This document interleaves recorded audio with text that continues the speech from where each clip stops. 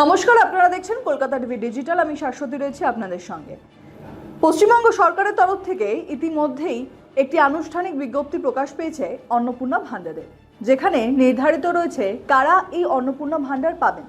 সেক্ষেত্রে বয়স সীমা নির্ধারিত হয়েছে 25 থেকে 60 বছর পর্যন্ত। রাজ্যের সমস্ত মহিলারাই এই অন্নপূর্ণা ভাণ্ডারের আওতাধীন হবেন না। সেখানে কার কার নাম বাদ যেতে পারে সে নিয়েও বিরাট দ্বন্দ্ব তৈরি হয়েছে। তবে এই বিষয়েও এসওপিতে পরিষ্কারভাবে বলে দেওয়া হয়েছে যে যারা ভোটার তালিকায় নথিভুক্ত রয়েছেন তাদের অন্নপূর্ণা ভাণ্ডার কার্যত চলবে। পূর্বতন সরকারের লক্ষ্মীর ভাণ্ডার যারা পাবেন তারাই কিন্তু এই অন্নপূর্ণা ভাণ্ডার পাবেন বলে সরকারের তরফ থেকে বিজ্ঞপ্তিতে বলা হয়েছে। তবে সেক্ষেত্রে কাটছাট হবে বেশ কিছু জায়গায়। যারা এসআইআর এর প্রক্রিয়া চলাকালীন অনুপস্থিত ছিলেন, যারা স্থানান্তরিত ভোটার, যাদের মৃত্যু হয়েছে, সেই সমস্ত ভোটারদের কিন্তু এই অন্নপূর্ণা ভাণ্ডারের তালিকায় তারা থাকবেন না।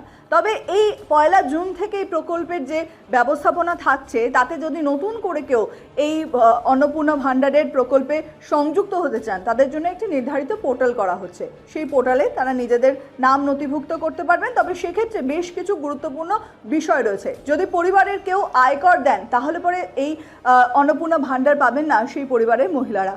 এছাড়াও আরও একটি গুরুত্বপূর্ণ বিষয় হচ্ছে যে এই অন্নপূর্ণা ভাণ্ডারের আওতাধীন থাকতে গেলে যে সমস্ত এসওপি জারি করা হচ্ছে তার মধ্যে অত্যন্ত গুরুত্বপূর্ণ বিষয় যে স্থায়ী সরকারি চাকরি, নিয়মিত বেতন বা রাজ্য ও কেন্দ্রীয় সরকারের কোনো সংস্থায় যদি চাকরিপ্রাপ্ত বা পেনশনার হন তাহলে সেই প্রাপক এই স্কিমে আওতাভুক্ত হবেন না।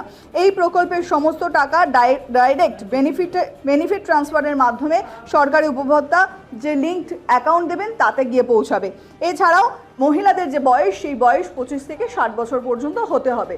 তবে কাটছাটের ক্ষেত্রে কিন্তু যে গুরুত্বপূর্ণ বিষয়গুলিতে আরও একবার নজর দেওয়ার কথা বলছেন সরকারের তরফ থেকে যে এই ভোটার তালিকায় যাদের নাম রয়েছে, অর্থাৎ সংশোধনের পর যে ভোটার তালিকা এসছে, যে ভোটার তালিকায় বিগত নির্বাচন সম্পন্ন হয়েছে সেই তালিকার উপর ভিত্তি করেই কিন্তু বিডিও বা এসডিওদের তরফ থেকে একটি নির্ধারিত তালিকা তৈরি করে দেওয়া হবে এবং পূর্বতন সরকারের লক্ষ্মীর ভাণ্ডার প্রাপক যারা এই ভোটার তালিকায় রয়েছেন তারা কিন্তু আগামী 1 জুন থেকে এই লক্ষ্মীর ভাণ্ডার যারা পেতেন তারা কিন্তু এই অন্নপূর্ণা ভাণ্ডারের যে টাকা 3000 সেই 3000 টাকা কিন্তু তারা তাদের নির্দিষ্ট ব্যাংক অ্যাকাউন্টে পাবেন।